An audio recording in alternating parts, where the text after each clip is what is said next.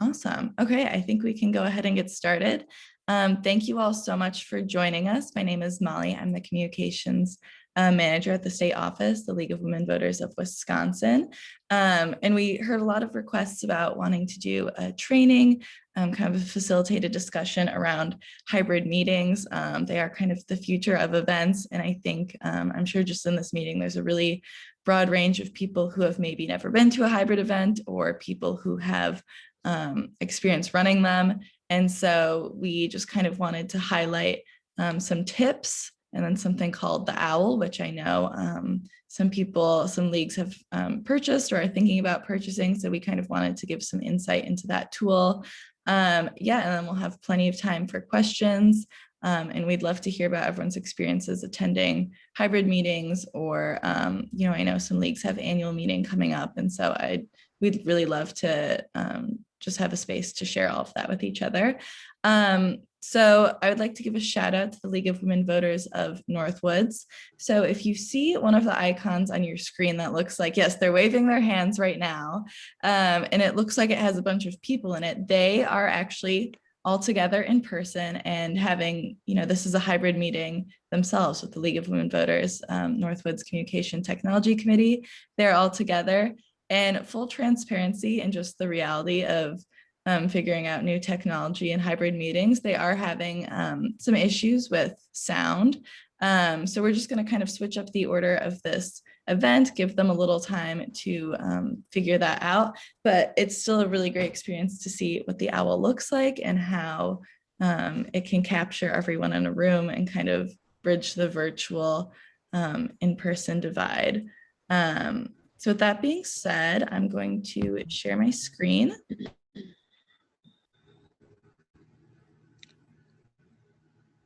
And can you hear me, Molly? Yes, I can hear you.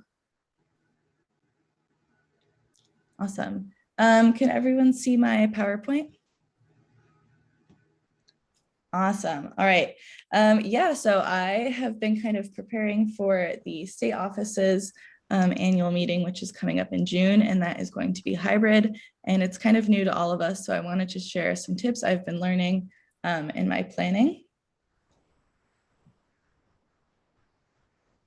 So first and foremost is making sure it's accessible, just kind of like when you have an in-person meeting, especially one that is maybe paid or kind of like more high profile event, you're going to ask people, what type of accommodations do you need? Maybe ASL or something else to make them feel more included and make it more accessible. So just like a virtual event, you want to apply those same standards. So, oh, yes, I can hear you. You're going to want to apply those same standards. So in Zoom, you can turn on Zoom captions. That is a free and included feature. And the way you can access those is just going to the settings, the advanced meetings section, and then enabling captions. And it is a free feature. You can have a third party, caption add-on if you find that your audience isn't finding those captions are suitable. In my experience, though, they have been really helpful and are quite accurate, especially for a free feature. The next tip is just to do an overall sound and look check. Sorry, if you could please keep yourself muted, that would be great. So doing an overall sound check, so making sure there's nothing on your computer speakers, making sure, there's not too much echo. So that means finding a, sorry, can you all please mute yourself? So finding a smaller, maybe carpeted room to cut down on echo. If you're in a busy place, having a headset, maybe get one of those headsets with the microphone and the speaker. And then also considering, if you're sharing slides, making sure those slides are easy to read. So having at least, 14 size font, making sure the colors between the background of the slides and the text is high contrast, especially because, if people are staring at a screen for a long time, you want it to be easy to read, easy to digest. So going along with this, always test in advance. There are bound to be issues, of course, with any virtual event. That's just kind of something that happens, but the best thing you can do is be prepared. So make sure before you start the meeting, you give people co-hosting abilities who need it. Try to the best of your abilities, be in a place with good Wi-Fi. Make sure that you know how to screen share, or you delegate that responsibility to someone else who's familiar with screen sharing. And then of course, sometimes internet issues do happen. Sometimes, for no reason, your Wi-Fi just goes out. I run the Fair Court at the state office with our moderator, Joy Cardine. And before the event, she always shares a backup script with me. One time she's moderating an event, and out of nowhere, it just, her Wi-Fi completely went out. So having that backup script, that backup option is a really great tool to make sure someone can at least scramble and get in last minute. Petra, could you please mute yourself? Thank you. And then next, and this is a bit more specific to hybrid meetings, not just remote meetings, is to consider the perspective of the remote participant. So often I think when you have people planning a big event or a big meeting, whether that is staff or a committee, those people are likely probably going to be attending in person. They might be like more involved, and this might be something they're really looking forward to. So they might be willing to attend the in-person event. So I think having someone on the planning team who is always thinking about the virtual participants and how to best bridge that gap is really key. And then another tip is, even though you're considering the remote perspective, don't forget about the in-person perspective. It doesn't make much sense for an in-person participant to travel somewhere and then just end up having to log on to Zoom themselves and stare at a screen. So making sure you're giving people kind of the benefits of all of the different things they're looking for, whether they attend in person or virtually. And it really can depend on your resources. If you have the tools to hire someone to stream the event, and maybe you have access to a projector and stuff like that, can make it easier. But even if you don't have those tools or the technology or something like the Owl device, there are definitely ways to include virtual participants and make sure that they're reaping the benefits of being virtual, that accessibility, stuff like that, and also making sure that your in-person participants are reaping the benefits of being in person, which is being able to take a break from the screen and connect with one another and see each other eye to eye.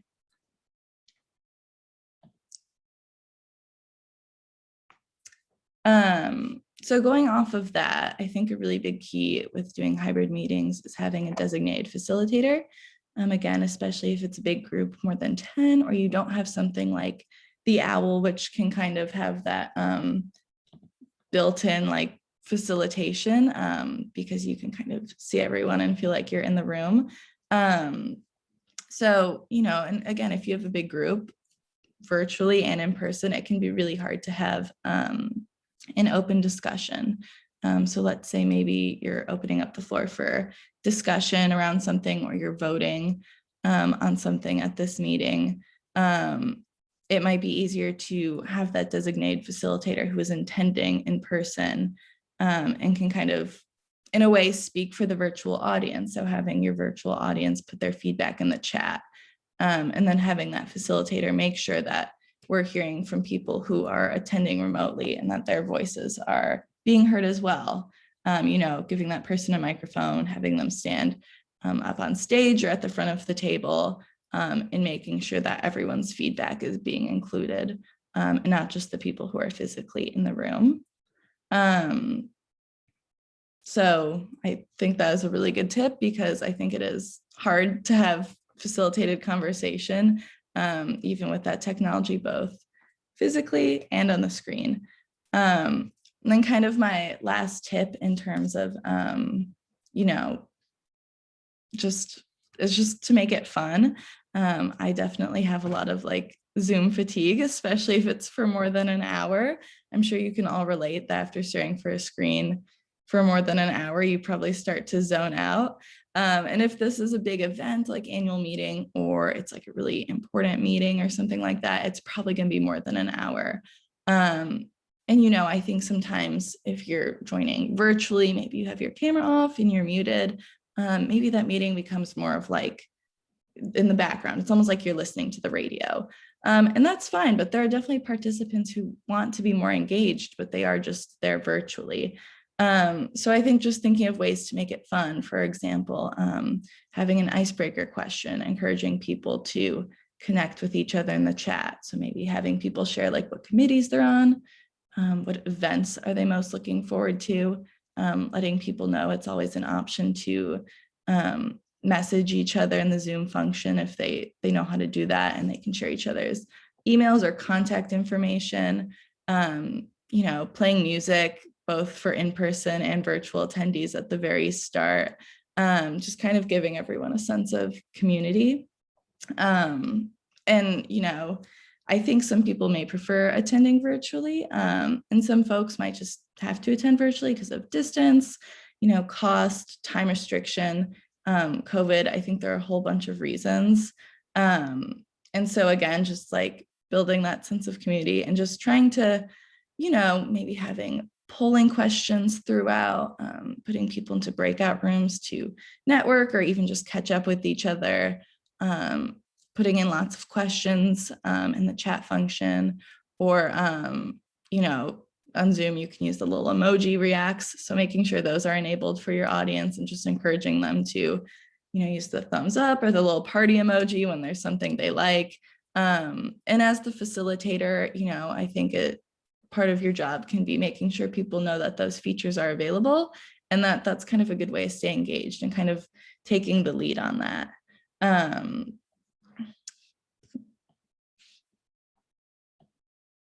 And then I also just wanted to share some marketing tips on hybrid meetings, because it is kind of like, you know, as I'm learning, helping with the state annual meeting, it definitely is kind of like you're planning two separate events. It's a lot of work. I think the payoff is great because it is more accessible. And again, it is the best of both worlds. But marketing that can be a challenge because you don't want to confuse people. So one line I read about hybrid meetings from this website called cvent.com is that it should be one event, two experiences. And that's exactly how you want to brand and market this event. So first and foremost, you know, keep it consistent. You want to have a really informative and engaging website page that has everything for both virtual and in-person attendees, everything they should know, because people right off the bat may not know which way they're feeling. So giving them all of that information right out the gate. And then in terms of graphics and social media, making sure your branding is really consistent colors, consistent font, making sure everything has the same look and that people know, you know, there are two options, there are two registration links, but this is the same event.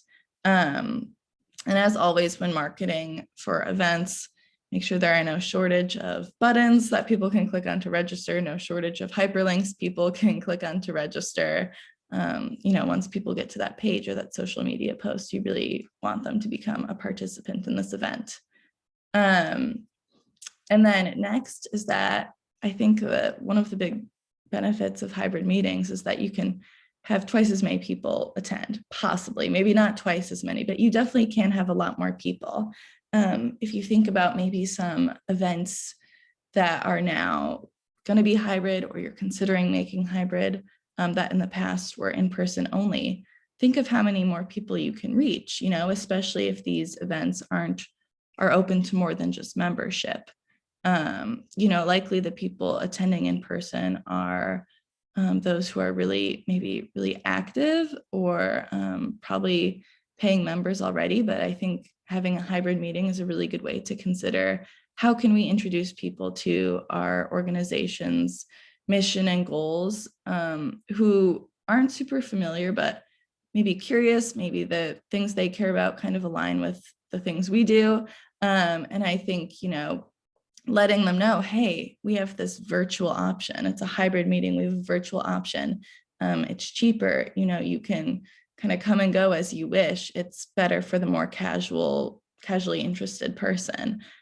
So I think that is also a really good way to look at the remote aspect of a meeting like that, in terms of the ways it can, you know, bring in a much bigger audience.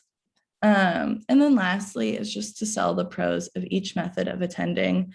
It really is the best of both worlds in terms of letting people kind of choose with what they're comfortable with, you know, and it really is a tough time to commit to like a full in-person event with COVID and so much going on. And so I think giving people an accessible option is really great. And again, it's a way to bring in people who are more casually interested in the organization, people who live farther away, or people who just wouldn't be able to make that date or time work.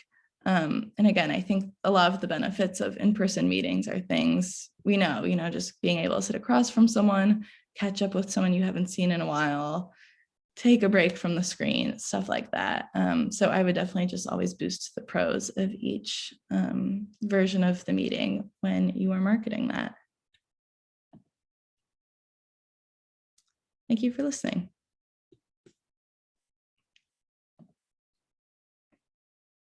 And again, if anyone has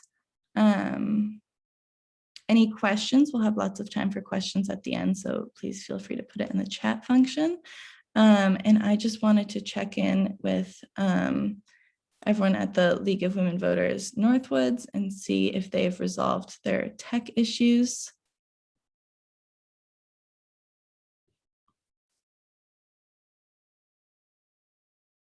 Okay, Petra, awesome.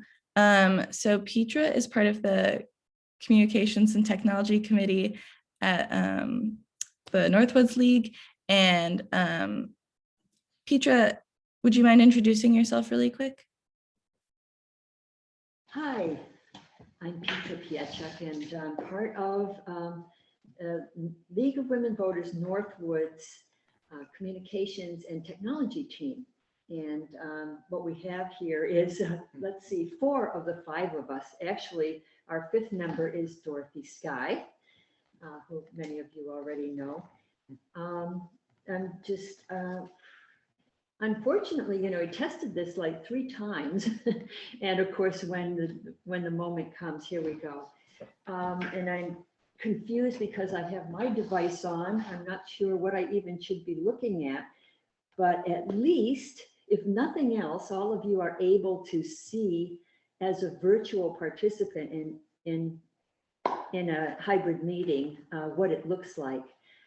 So Molly, shall I go ahead and just cover the 7 slides? Can you share those? Yeah, that would be great. Yeah, Okay, so great. we're going to do an OWL presentation for all of those wondering what the OWL is. And I would actually encourage everyone right now to quickly go ahead and put speaker view on, so that way you can kind of see what the OWL looks like. Because right now, if it's in gallery view, it might just look like a little icon, but if you put speaker view on, you might get a better sense of how the OWL kind of actually videotapes the whole room. So I'm going to go ahead and share. And I wanted everybody to introduce themselves first, if we could do that before you actually share, Molly. Okay, yeah. And then we should see how the OWL treats speakers in the in-person environment. So, all right, Pam, take it away. I'm Pam Taylor, and I'm currently the president of the branch of Northwoods branch of the League. And we are getting ready to do our first hybrid meeting at our annual meeting on May 10th. So we're excited to figure this technology out. We're very excited to figure it out. I don't know if Molly pointed out that we are actually, we just got this, we're on the bleeding edge of technology, and we've had some practices and we've tested and everything's worked fine, but you know, this is the way it goes. And so appreciate all of your patience. Yeah. All right. Hi, and I'm Sue Dirksen. I'm also on the board of directors and lead our voter services group. And I would just like to put a shout out there to WePen, because part of the money that we got in order to buy this owl came from a grant from them. And so our long-term plan is that we want to start working with our high school students even more and hopefully get them involved in doing candidate forums with school boards, as well as other opportunities in the community that we can use this technology for. Okay.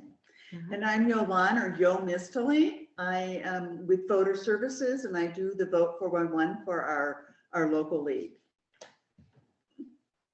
Which is a lot. A lot. A lot, yeah. All right, so. Well, I will go ahead and share the slides. Oh, I'm sorry, one more person, very important person. Yeah. Who actually knows more about this than I do. Again, that's not saying a lot. So Tom Giroux, I'm a member of the Northwoods League, and I'm on the nominating committee. So I'm responsible for gathering and finding people in their positions. Yeah, I've used an owl a lot for Zoom presentations. And I think I know kind of the problem we were having today. We were casting to a television set, Bluetooth, and it interrupted the owl. So next time, Petra, I would use an HDMI connection to your television or your projector. And I think the owl will behave better than it did this time. So that's my solution here. I could get the cord. Well, we can test that. Okay. I mean, everything's working fine now. Let's not mess with it. Awesome. Well, thank you all again so much for being here and giving this presentation and showing us all. Yes, this is the view that the owl is, and Petra will dive into some more specifics about that. So I'm going to share my screen. Yeah, so again, this is our first actual meeting. So it's really talk about being on the edge here. But I have just a few slides I'd like to share with you to just show you some real basics. Really, it's easy. Once there are these technical glitches you can encounter for the first time, but of course we learn from them. So hybrid meetings, I'm sorry, we weren't able to hear what all Molly has covered, but basically a hybrid meeting enables an in-person group to interact with a virtual people who are participating in the meeting.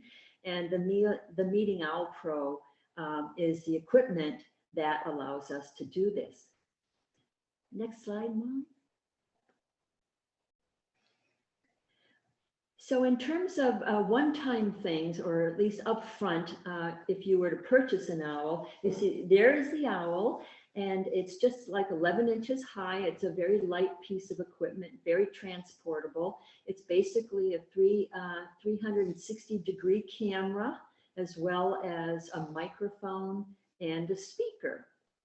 And after purchasing this, one needs to download the Meeting Owl app for desktop, and also you should download the mobile app Meeting Owl wherever you get your apps. For some reason I don't understand, you cannot register your Meeting Owl on the desktop app. You have to use the mobile app. And also there's software in the Owl which you can only update via the mobile app. And next slide, Molly. Thank you. And next. So now just a few slides to show you how really easy, trust me, it really is easy, except when you have this wonderful audience out there waiting for everyone to be dazzled by this. Here you see a configuration. This is how you would want to set things up. On the table, you have the owl in the middle of your in-person group. And then ideally you have a screen like a smart TV, or generally where those of you joining virtually are visible to us in person, and vice versa. So like you see, like for a small group, it can be a small group. It can be quite a large group as well. You see some specifications here. You want to be at least a foot away. The owl should be a foot away from the TV. for a small group, and then it should be at least 3 feet away from the TV when you set things up. It says participants should be less than 8 feet from the owl, but in practice, in being involved in meetings, actually, one can be much further. You may not see them very well, but you can generally hear for quite a large range. Tom, I mean, 10, 20, 30 feet, right? Yeah, you start to get outside of 15, 20 and the audio is not going to be really good. What really helps if you're in a larger room is if you have a microphone with a speaker system in addition to the owl, so that it'll pick people up. You can take a microphone back and pick people up at the back of the room if they have a question. Yeah, so for a large venue, then you just have an amplification system and that works pretty well. Next slide, please. So then the next thing you want to do is, it's really easy to set this thing up. You've got 2 cables, basically. You've got a cable that goes between the owl and your computer via USB port. And then the other cable, which these both attach to the bottom of the owl, is your power cable. So you just connect it to power. And unfortunately, since this is working right now, you should buy your own because it's really cool when it powers up and it's ready, it actually hoots. And it has eyes that light up too. So I'm sorry we can't show you that today. And next slide.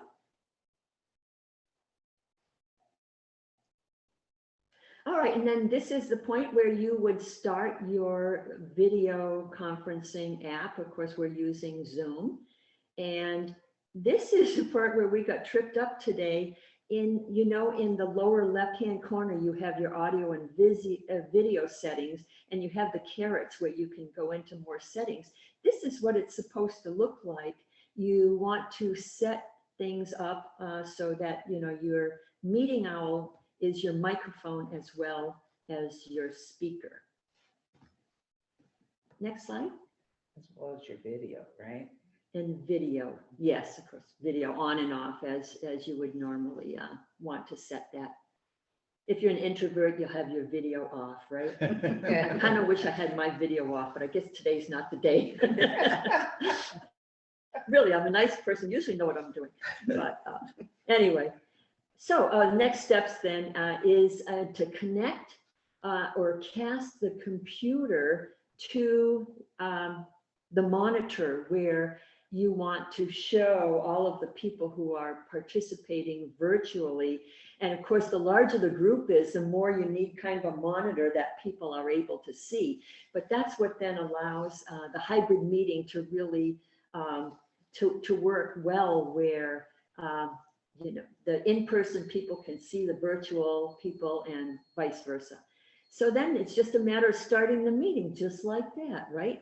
Until some weird thing happens like it did to us today. And for a really large venue, the projector works really well because you can get a big screen. So if you have a larger room, it really works well.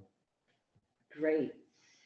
So that's basically it. You see, it's quite simple to set up and to run under normal circumstances once you get all your little bugs all set. We're gonna test here in a little bit, after we're done here. I think the problem we had today is we were Bluetoothing to the television, and I would use a HDMI cord instead of doing that. And I have one handy, and I'm going to go get it right now. Any questions out there? Awesome. Well, thank you so much for sharing. We have lots going on in the chat. Before I look at that, there are a few questions I had prepared to ask, and I think this one is also included in the chat. So I was hoping you guys could tell us a bit about how much the owl costs, where you could buy it, and then I know you guys received some grant money for it, so I think people would be interested in hearing about that if anyone else is interested in getting a grant for the owl. So This. I can talk to the grant. This is Sue.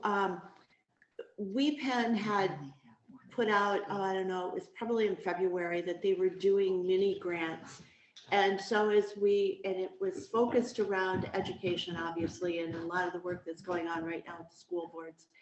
And so we did apply, and as we applied for that grant, we were very specific that we were hoping to get an owl because we cover a 6-county area in, northern Wisconsin, which is very rural, but we have 11 school districts in that area. And so we have a lot of opportunity to work with youth.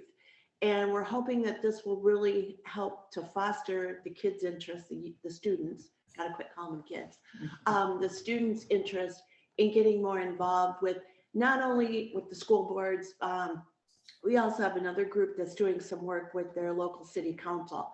So I would encourage you, as you see grants coming across, regardless of where they're from, think about how you could use this technology to, just foster the growth and the involvement in your communities as we're doing. I mean, I think hybrid is here to stay. It reaches a larger audience, and, be creative in what you're writing and requesting. And Petra, can you talk a little bit about where you ordered this from and the cost? Because part of our money, we did not get the full amount, but the money that we got from WePen, we applied to some other money that we had. Right, it was basically $1,000, $999 for the owl, and I ordered it straight from Owl Labs. And That was about it. Did you have to buy the extra cord or anything, or it all came with all the cords and what we needed, right? yes, it came with the 2 cords that I showed you for connection.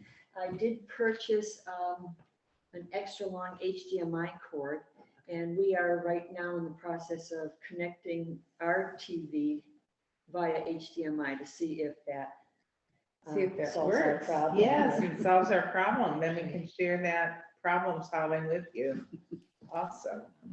And then we have a really great question in the chat from Karen, who asked, typically if things are going smoothly, what do remote participants usually look like to people who are in the room with the owl? In the room to people who are in the room with the owl. I was going to say, as Tom was speaking earlier this year, we did a candidate forum in one of our local communities, and Tom brought his personal owl technology. So I was at home watching that candidate forum, and the owl did a great job of picking up the people in the room.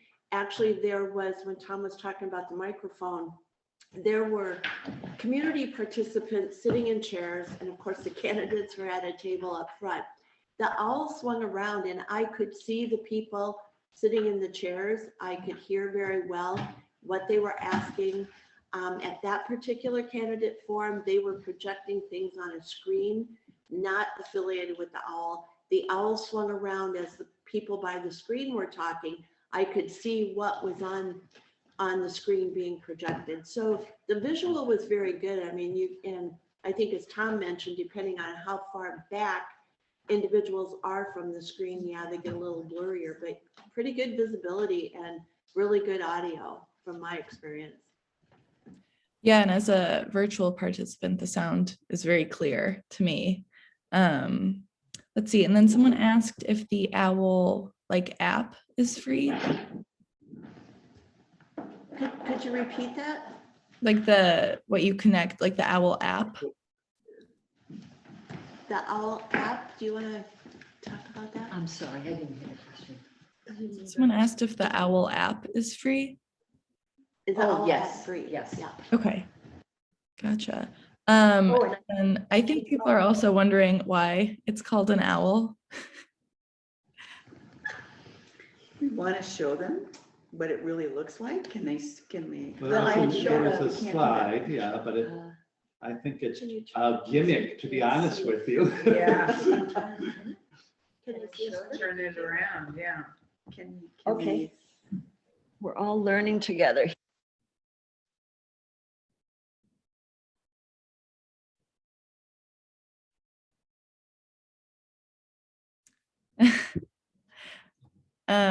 I am not sure if we'll be able to see it, But I think the general idea is that like an owl, it swivels its head all the way around. And going off one of the other questions in the chat, it does move to the person who is speaking.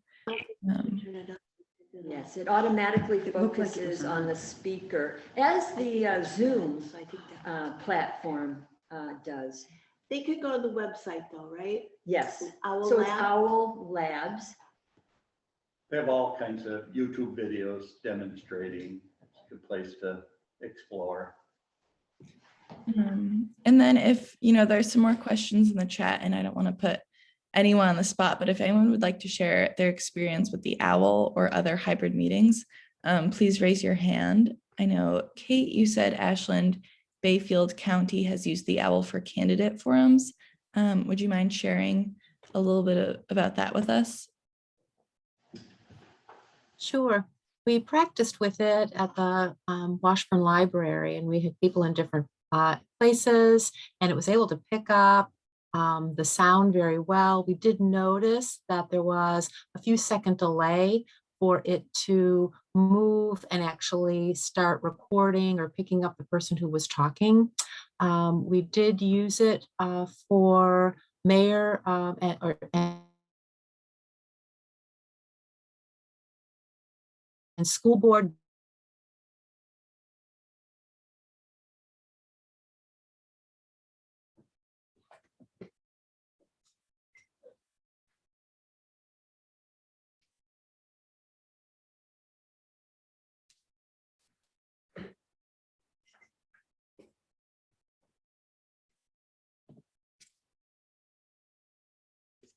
participants. What we were doing was actually the facilitator was having the questions from those who were participating virtually email their questions in instead of using the chat. That worked better. Then they could check to make sure that they were valid questions to use. But everyone was able to hear, everyone was able to see. It worked really well, and we were pleased with it. Awesome. And are there any other leagues that have already purchased or even used the OWL?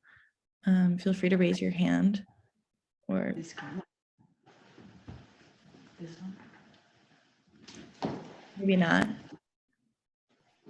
Is anyone considering getting an OWL or have any other tools that they've been using for hybrid or virtual meetings?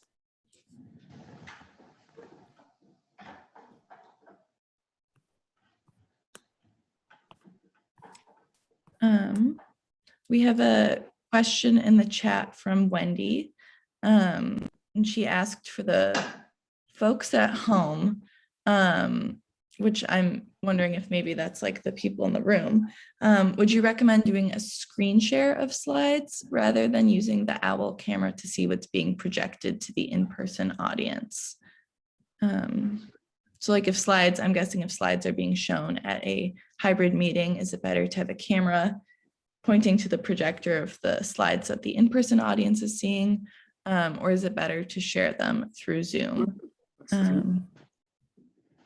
If I understand the question, I think this goes back to, this is Sue again, and I'm in the room with the rest of our communication and technology team. Ideally, it would be great if this were hooked up to the TV monitor, so we were all seeing it at once, and so it'd be the same as what you see on your Zoom. What I talked about before was the candidate forum that was held that we used Tom's technology at. They didn't have the ability at that time to hook it up to the overhead screen. And from watching it from home, that was a little confusing because I could only see the screen at the time that the OWL would actually go over to that part of the room and pick up a voice. So it zipped around there.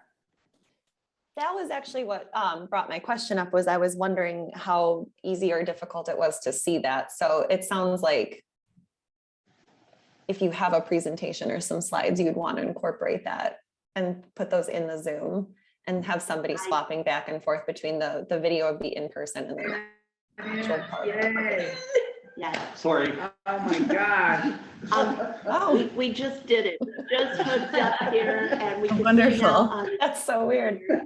And We can hear you, we can see you. It was a wired connection versus a Bluetooth cast that did it.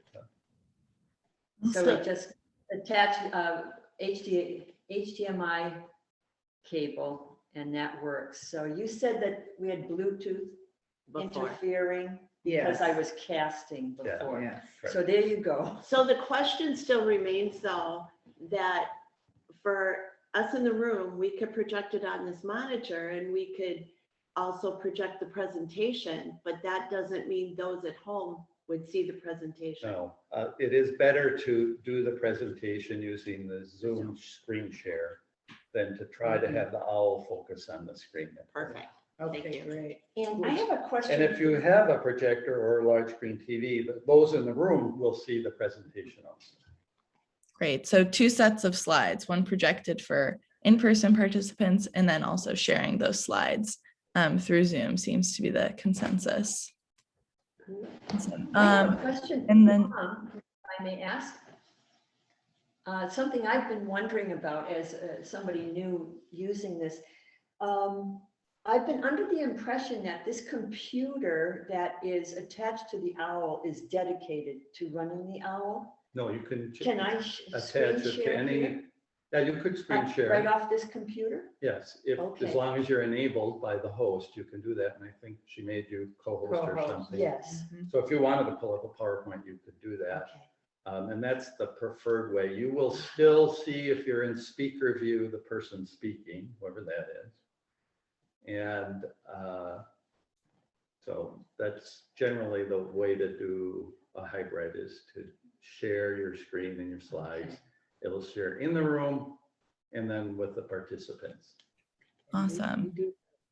So if you guys didn't catch that, if you are running the owl off your computer, as long as you have hosting or co-hosting abilities, you are still able to screen share. So if you'd like to share slides.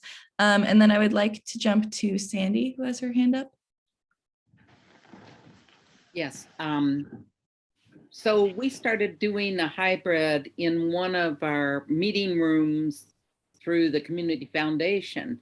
And they had a big screen on the wall.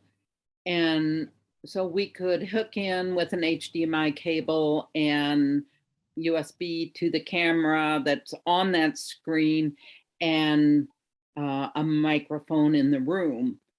And then we just had to kind of seat ourselves so that we could be seen to the other participants on Zoom. Mhm. We haven't done slides yet. We haven't figured that out. And have you all found it to be helpful, and what type of events have you used it for? We've done it mostly for committee meetings. So we have a long, in Door County, we have a long county, and it's an hour drive for some people to get from Sturgeon Bay to Sister Bay or vice versa. And so they've been able to participate, and also people that were not going out because of someone with fragile health issues was able to participate that way. Awesome. And then Midge, not to put you on the spot, would you like to share a bit about your experience with the owl? I am so impressed with the league that I belong to that has used the owl. And I've been inspired to buy one for myself to use it for a different organization. I'm just so impressed. Awesome. And which league are you a member of? Whitewater area. It Okay. includes most of Jefferson County, and it includes Fort Atkinson where I live. Okay. And what events have you used it for? Meetings, mostly. And well, I can't say programs. We have programs every month, but they're recorded by the Whitewater area TV. So I can't say that they use the owl, but I'm just impressed with this league period. So Awesome. Great. And it looks like some other people have an owl, and it looks like was it Appleton is planning on purchasing an owl next year. And then it looks like we have some questions about people wondering if you have like a big speaker up on a stage.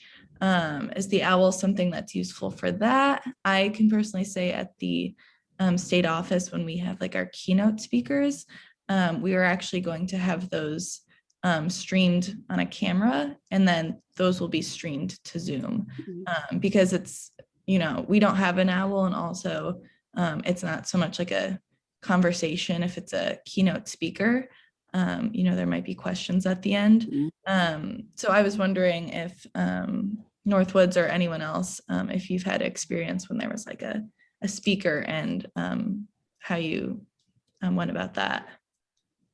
So I do that for our genealogy club, and it's a large room in the library. And I put the owl probably 10 to 15 feet away from the speaker, but then the speaker is also amplified through their system. So that helps the owl pick up the audio for those attending virtually. So if you're going to have a big conference like that, really, for the room anyway, you're going to need amplification so that it's accessible for everybody to hear. And then the owl picks up the audio much better that way. Rather, if you just had the audio on the owl, you know, you're not going to hear the people at the back of the room asking a question, that kind of stuff. Awesome. And then I see there are some more questions kind of about more technical things relating to Zoom, like changing your background or breakout rooms. And I will definitely follow up with some content in the follow-up email, which will also include a recording of this. I am curious if anyone has any experience doing hybrid meetings outside of an owl or events.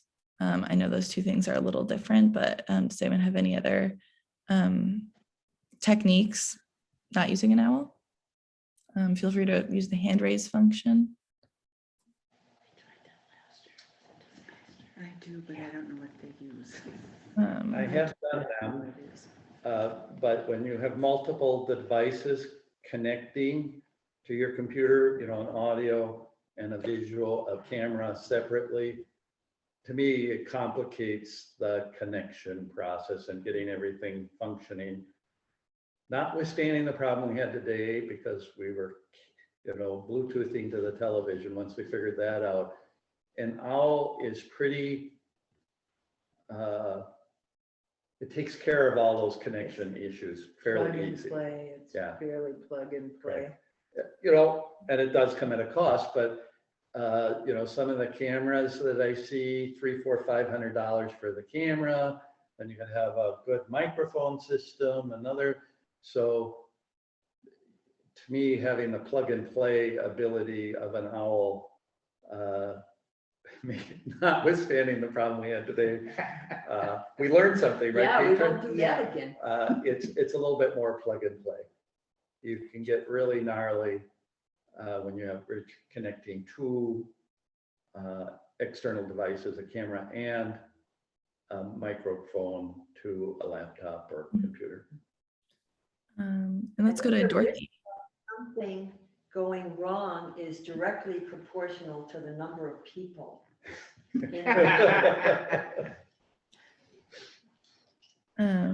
Dorothy, would you like to share a bit about your hybrid meeting experience?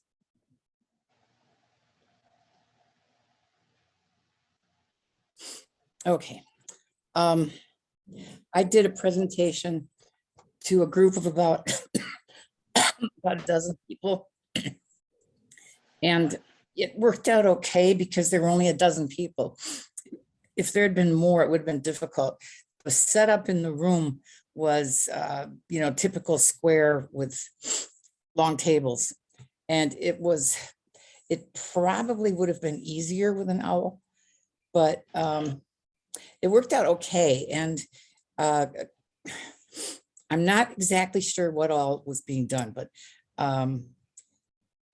several people had either a phone or a tablet, and they were following what was going on. They muted everything, but they were following what was going on their tablet or their phone. And some of them just gave up. They said, look, we're here, so we don't need this. The people that weren't there found it really useful because we kept the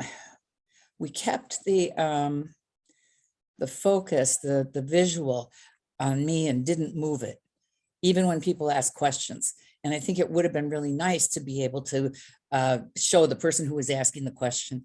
Because one of the things you miss out when you do a Zoom meeting is that if you do it that way, people don't get a chance to see each other. And that's really important. So it can be done in a pinch, and actually could be done with smaller groups. But I think the OWL really sounds like a much better technology. Thank you. Molly, for if I could sharing. talk a little bit about webinars, that's really a Zoom function, not a OWL function, but you can use an OWL with a webinar. One of the things that does, it allows you to have a much larger participant pool. The State History Society does webinars, and they can have up to 500 people attending. So that'd be something great for a large conference. Of course, the subscription for a Zoom webinar, I think, is 2 or 3 times the price of the standard Zoom subscription. But you know, if you do have a larger audience, most of the local leagues, of course, we would never even hit 100. Right. But you know, if you're doing something statewide, you can have up to 500 participants. And it looks like some other people have taken other routes in their hybrid meeting. It looks like Dane County had a camera projector type setup, and then it looks like someone was wondering what the state league will be doing. We are hiring a videographer to take the video, and we'll stream it to our participants on Zoom, which it looks like someone else has also done. Or at least, you know, even if it's not live, hiring a videographer to record it and then post it after the fact. Let's see. And then we have another question, kind of technical question about the OWL, which someone was wondering if there are feedback or kind of sound amplification type issues with the OWL. Can you repeat the question? Are there like, you know, feedback issues with the OWL? Well, you get feedback if you have 2 devices going. So if you have somebody on a phone, or you know, if you have 2 devices, you'll get feedback. But other than that, I think it's, as long as you're not running 2 devices, you shouldn't have feedback. Awesome. Let's see, and thank you all for sharing some more about the different ways you've held hybrid meetings. It looks like this is another question, I think just a clarifying question about kind of where the OWL is and relative to all of you, but how did you set up so we can see close-ups of the 3 of you simultaneously with a group shot? How does OWL choose which person to zoom into? So it's voice activated, and it will show the person that's speaking. And then it shows across the top a panoramic of the room. And so let's see. I'm in the middle. Yeah. And I'm over here at the other end. See how when she talks, And now when I her, talk, it'll come over here. so it's the OWL system that does that.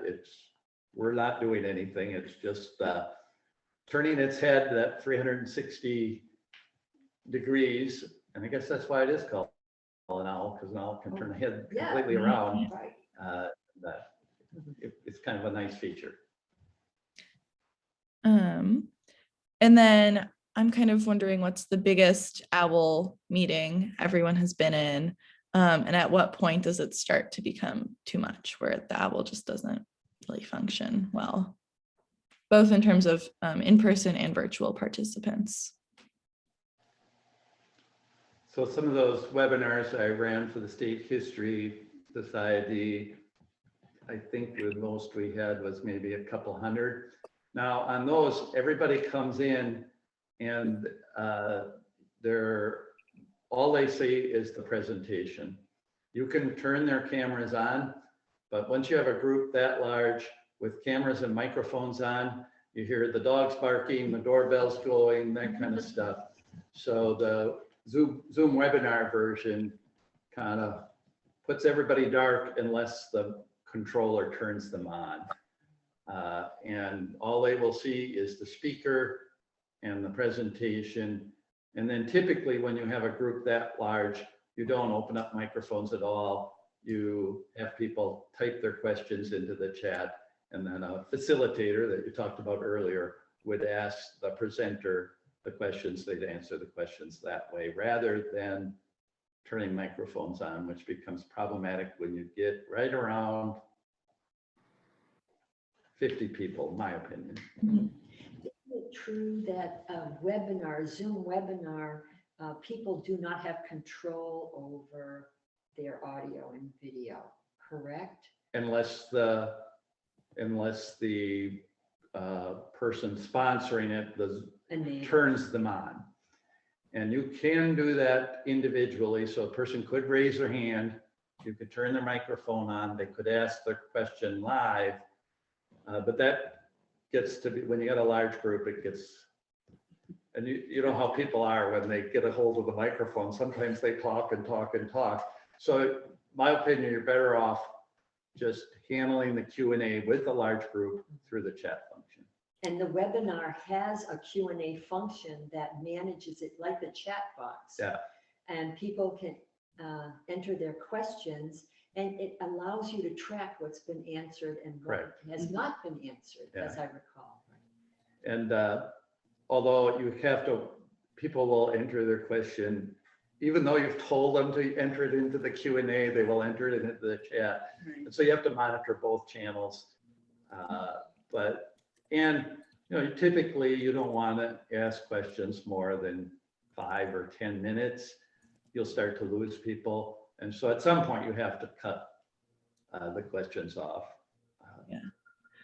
Awesome. Well, thank you. We are a little past the hour. If you have any other questions, we'll grab the others from the chat and include those when we send out the recording. And, you know, please, I put my email in the chat, so please send me any other questions. Thank you so much to the Communications and Technology Committee from League of Women Voters Northwoods. Thank you so much for the OWL demo and sharing all of this with us. And we'll send out the slides as well. Hope everyone has a wonderful rest of your day, and thank you so much. Thank you. Bye.